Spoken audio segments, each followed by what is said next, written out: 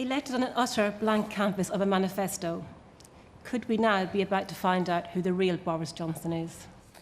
Right. Well, this is what you're referring to. Drew, do you want to kick us off on that? Well, I think Boris Johnson it's a grim situation, I think, in the rest of the UK just now. You know, the Boris Johnson government, I think, is the worst possible thing for the UK. I represent Inverness as part of my constituency, and there we've had for the past 6 years, we were a pilot area, universal credit being rolled out. It's absolutely hammered people locally. We've gone from 1 food bank in Inverness up to 4. And that's been a process, and many more throughout the constituency have joined that. People have been driven into poverty by that particular policy, and it has terrible consequences with it as well, such as the rape clause and the 6-month rule for terminally ill people, which could be done away with, but they haven't done it as a Tory party. Now, what's going to happen, I think, with Boris Johnson and his majority, is that's going to get even worse. I think they're going to tighten the screw on the people who are most vulnerable in our communities. The disabled. I think the single parents, those people who just can't afford it. You know, I think this is going to be a really awful time with a Tory majority in place. And I think we will see more of what we already know about Boris Johnson, which is a pretty grim prospect. Michael, is that your view? I'm just wondering whether Drew and his colleagues in the SNP are actually going to start taking responsibility for life in Scotland that they have been responsible for under the Labour government. Well, happy to answer that. They're responsible for the health service there, which is suffering now in Scotland, much more so than anywhere. The question's actually about Boris Johnson, though, if I can remind you. And it's not true. Boris Johnson is a phenomenon. He's different from other Prime Ministers. That's why he's made such a very good leader of the Conservative Party and Prime Minister and done things, achieved things that people 3 months ago said were impossible. We wouldn't be standing or sitting here now looking at the prospect of getting on with Brexit if he hadn't been able to do things which people simply said weren't possible. They were impossible under... Yeah. Hang on, he picked up a deal that Theresa May rejected, essentially. In order to put a border down the Irish Sea. That was always a possibility to screw over the DUP, but it was just not done until he came along and thought he could gamble Europe on it. has moved. Europe has come back to the negotiating table, something that was said was impossible to do. Now, Boris and the Conservative Party is at last in a really strong negotiating position. And what's going to happen, Michael, with the Conservatives? I mean, if you think about, for example, the ERG, who've held so much sway until now. Well, what's going to happen there? I mean, what kind of Conservative Party are we going to see? We're going to see a very effective Conservative Party because it is much more united than it has been for a very long time. It was a painful process. But I'm asking in terms of the MPs, not that great in number, who were very much to the right of the party, who were pushing Brexit and pushing a hard Brexit, Jacob Rees-Mogg and others. Yes. What's going to happen to those kind of people now? Are they now... Boris Johnson doesn't have to worry about them, he's going to lead the party in a different way. What kind of party can we expect to see? It's going to be a party that's dealing with the future and the ambitions of the future. How do we get out of this system, this newly negotiated system that we're going to do with Europe? How do we get the things that we really want? We're not going to simply sit there, as we were doing up until very recently, saying to Brussels, what are you going to allow us to do? We're actually in a position now to say, this is what we are going to do. We want your cooperation. We are friends, we are partners, we are colleagues, but we are no longer going to be doing the same things as you are because we have a different horizon that we want to get to. There's nothing evil with that, it's just a different ambition. And the British are actually very good at achieving their ambitions. It's about unleashing the imagination, the innovation that we know that we have. And we weren't able to do that with the system that we're just getting out of. And at the end of January, we will now be in a new position to do things which 2 years ago we were told were absolutely extraordinary and impossible. We are going to do them. Helen? You were looking rather frustrated during all that. I'm looking rather frustrated because I think rather like the Tories' 2015 slogan was a long-term economic plan, I challenge anyone in this room to remember what the long-term economic plan actually was. And I think we get Brexit done. There's a big problem, which is that we have a year, it is written into the Tory manifesto that we will be out by the end of December next year. That will be the fastest trade deal that anyone has ever done. I mean, if Boris Johnson can accomplish it, take my hat off to him. But I think he has made a big promise and he has told people this subject's going to go away. And I think when the subject doesn't go away, people are going to feel quite cheated. OK, let's hear a little bit from us. The woman at the back there. So my concern is that, you said, Michael, that we need a healthy opposition, and I completely agree. But the concern that those people who were originally maybe Labour supporters that moved to Conservatives have an uncertainty that the real Boris Johnson will not follow through on the things he said prior to the election. So I feel that there's a real concern around how the real Boris Johnson, will he follow through on the promises he's made, for instance, with the NHS and other aspects as well? And without a healthy opposition, is there a safeguard in place for that? Okay, and the woman in the grey jacket, you wanted to say something. And actually, can I just say, when you put your hands up, if you keep them up, because if you put them down, I lose you, so there you go. Conservatives have been in power for 10 years. The housing crisis has got worse and worse. What's going to happen now? Well, the question is about, are we going to find out who the real Boris Johnson is? It was a little haiku of a manifesto that we saw for this election, relative to other parties. It's a pretty 60-something slender document, as you know full well, Grant Shapps. So what are we going to see? What kind of party? What kind of future are you provisioning for us? I think the reality is that what you're going to see with Boris Johnson is someone who's liberal, moderate, one nation, compassionate, who puts the NHS right at the heart of it. And let's see now, because we're the majority, I think, you'll actually get to see, as the questioner sort of suggests, the real Boris Johnson, much more like the London So who is that? mayor. Much more like the London mayor, who actually, by the way, very liberal, very open, and very keen to get on. And I know when I started to mention before, he was a Prime Minister in the last Parliament who didn't have a majority, which is unheard of. That actually made it very difficult to be Prime Minister. I think you'll find with a big majority, with 80 MPs, majority, he will be in a position to... God, I knew you're ambitious. Really, this is ridiculous. I told you my projection was a bit under the... But I think you'll find with that sort of majority, you'll see the kind of one nation Conservative Prime Minister can be. And I do have to say, and particularly to you, Stephen, the idea, as you've done twice here, that you just don't seem to understand that 14 million people have just gone out and voted for him as Prime Minister, including, as the questioner mentioned up there, a lot of first-time Labour supporters who voted Conservative, and you're assuming it's just for Brexit. But the way that you're talking about people...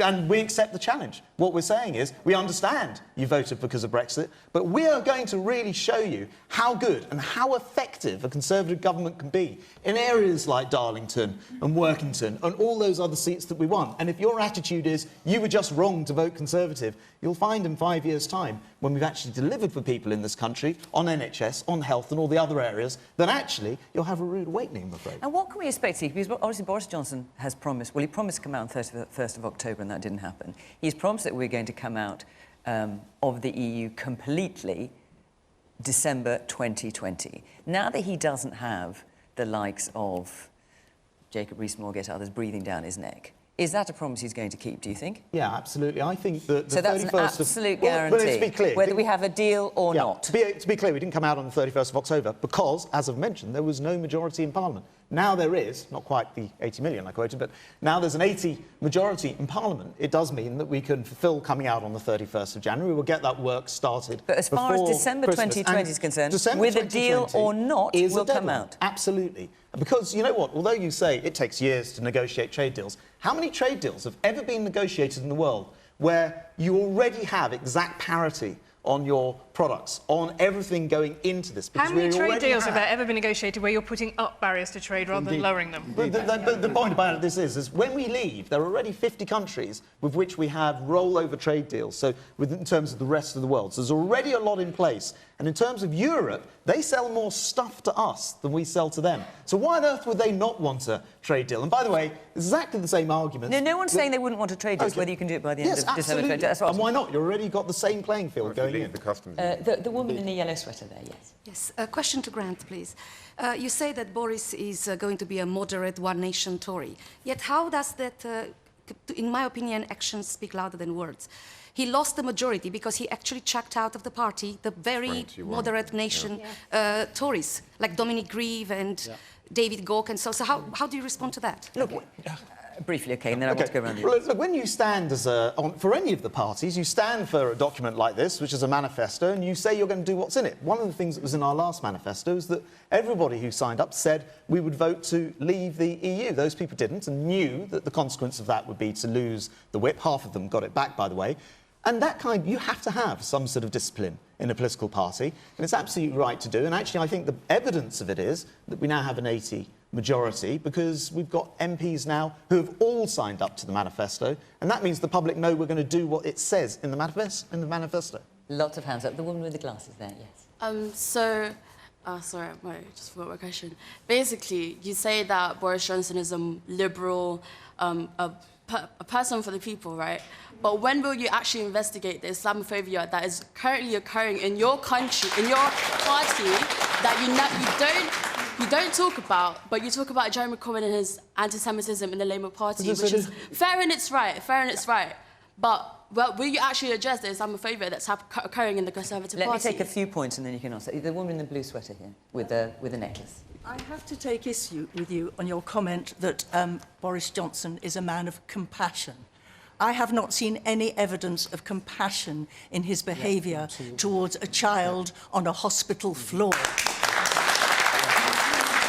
have not seen any compassion when he stands for a photo shoot in front of a bunch of police cadets and one of them faints in the heat. And then he just carries on. Where is the compassion in this man? Where is his compassion for the homeless chap he was filmed walking by with his aides and with his team? I see no compassion in this man. Man in the white t-shirt. Do you think Boris Johnson had a bit of an easier run in this campaign against a not very effective Jeremy Corbyn and against a more competent Labour leader who need to move back towards the centre-right to appeal to the voters that he borrowed from the Labour Party in this election? OK, let's just hear from the woman here in the black cardi. I think Labour lost the election because they didn't respect democracy. Democracy means when you vote and you have a referendum, whether you like it or not, that's it. We voted to leave. How dare you? I'm a Labour voter, yeah? How dare you say you're not going to respect it? That, for me, was the primary reason that I walked into the polling booth yesterday for the first time in my life, not knowing which way I was going to vote. Yep. Absolutely abhorrent that we didn't respect what people said. Absolutely abhorrent.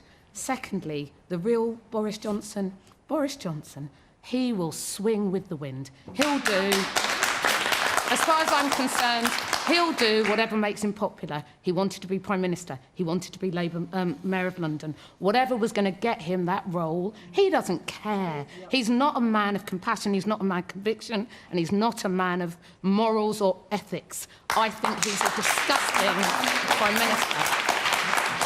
I feel embarrassed to have him as the Prime Minister of this country. I'll come back to you in a minute, but Stephen, obviously the point made to you about the referendum, clearly you wanted a group of MPs, you got together to try and see if you could get some kind of Brexit deal through. The question originally from Chiara is, could we be about to find out who the real Boris Johnson is? Well, I think all of these points are absolutely valid. When the mask slips, this one nation stuff just falls away. He sacked 21 One Nation MPs. He couldn't look at a photograph of a young boy on a hospital trolley. He uses racist rhetoric like letterboxes and bank robbers. He wrote 2 articles for the Daily Telegraph before the referendum, one saying advocating Remain, one advocating Leave, and the only thing he really calculated which was best for his career. So, but Boris Johnson isn't a One Nation Tory, he's a One Boris Tory. There are members in the audience here who clearly voted for Boris Johnson. We've heard a lot of people saying why they didn't support Jeremy Corbyn, why they didn't support Boris Johnson, others who have supported Jeremy Corbyn. No one's actually spoken up for Boris Johnson. And I know there must be something. So, are you one of them? I didn't vote for Boris, but I know why. I know why he's... Well, I sympathise with him in a way that he stood up for Brexit. That's the only reason why I would say Boris Johnson. He stood up for Brexit. He was the only leader who stood up for Brexit. OK. What about... So anyone here who actually voted Boris Johnson because they actually wanted him? Yes, you, sir, in the front. Jeremy Corbyn wasn't very good. and Boris Johnson wasn't perfect either. But by a thumping majority, the nation has decided that out of the two, Boris Johnson was the best choice. And we've got to give him a chance. It's his first day, and we'll see how it goes, and we'll make a decision in 5 years' time. Okay. And Grant, do you want to ask some of the points? Well, look, I mean, he's the least worst. Honestly, that's what you're getting. Honestly, Stephen, when you start to talk about, he wrote 2 articles. How many times have you taken a piece of paper when you have a difficult decision? And actually, I think something like whether or not we should vote to leave Europe is a difficult decision. You draw a line down the middle and you put the pros and the cons. And he does that as a writer, as somebody who writes that. And if you take the time to read both those articles, then you actually see his arguments from his perspective for leaving were way stronger. So to keep trotting out, he wrote 2 articles, and therefore this is terrible. And by the way, you know, it's for his career, as if, like you as a politician, it's not for your career. Politicians, of course, stand on things they believe in for their careers. And in many other ways, and many of the other comments, compassion.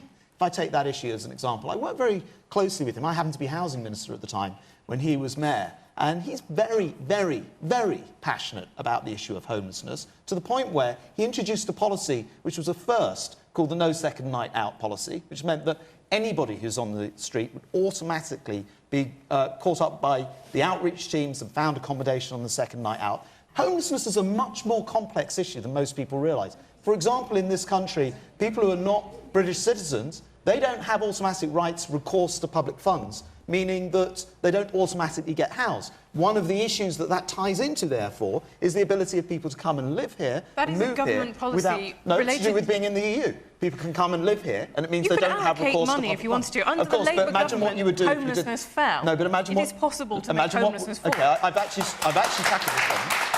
Let's just think about this for a moment. Let's say that we do say that everybody should have recourse to public funds. What will happen next? Answer, more people will come here because it's an automatic way of being able to get housed. And so it's a much more complex policy than you're trying to suggest. But hold on, we're going to get way off subject. Yeah, and also you're going off an awful long time. So the point I'm making is actually to simply say that somebody has no compassion without looking at the way that that person has worked, in fact, in this case as London Mayor, to try to solve homelessness is really not to look at the full track record. Well, I'm going to move on from this precise element in a moment. But before we do, I just want to ask you, Stephen, since we've got you here, where does Labour go now? In terms of, we know Jeremy Corbyn is going to stand down. He said so. Other people, some have called for him to stand down immediately. He's not doing that. Who would you support to take his place? Yourself? I really don't think we should get into names right now because we've got some big questions to answer. Don't tell me that in the party people aren't talking names. The leadership contest should happen very soon. It should be done and dusted by Easter. It should be done and dusted by Easter. We need a new leader in place by Easter. I have no plans to stand. You're standing. You're standing. I think that there is a very strong case for the next leader of the Labour Party to be a woman. So is there anyone that you would like to stand? I think we have some brilliant candidates out there. People like Lisa Nandy, Jess Phillips, Keir Starmer, Emily Thornberry. There are many good people out there. But I think we need, first of all, to be clear about the question that has to be answered. And that question is about how do we reconnect with our working class heartlands, those people that deserted us at this election. I think one thing that the Prime Minister was right about, that I agree about, was a lot of those people lent their votes to the Conservative Party this time. We've got to get them back, and that requires credible economic policy, so we are trusted on the economy again. Patriotism. We love this country. The Labour Party took the United Kingdom into NATO. That's one of the proudest achievements of this party. Ernest Bevin signed that document in 1948. We are the party of defending our country, of standing up for our armed forces. And it's heartbreaking for me to hear what the gentleman there said. I think he's a veteran himself, that he couldn't support the party because he doesn't think we believe in national security and defence. We need to be a patriotic, realistic, but radical party with the economic policies that recognise that this Conservative government has been destroying this country and its public services and dividing the economy up so that the rich get richer and the poor get poorer for 9 long years, and that has to stop.